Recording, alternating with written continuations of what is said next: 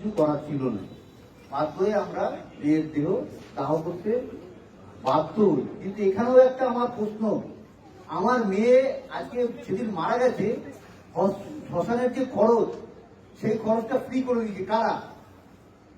আমরা জানতে পারিনি কিন্তু আজ পর্যন্ত। কেন করা হয়েছে? কেন? আমার মেয়ে আত্মার বাড়িতে খুব কষ্ট পেয়েছে যে রাত শেষ সময় হতো, সে ভেবে গেছে যে আমার বাপি এই কোটি টাকা বাপি খরচা করতে পারবো না। কি মর্মান্তিক ছিল সেই দিনটা আমার কাছে।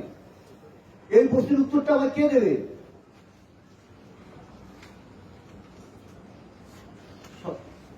যখন আমার মেয়ের দেহ আমার ঘরে সাহিত্য ছিল, তখন ডিসি নর্থ আমাদের ঘরের একটা গলিতে ঢুকে ঘরের ভেতরে তিনি আমাকে টাকা দেওয়ার চেষ্টা করেন এবং তার যা জবাব দেওয়ার আমরা সঙ্গে সঙ্গে সেই জবাবটা দিয়ে দিই।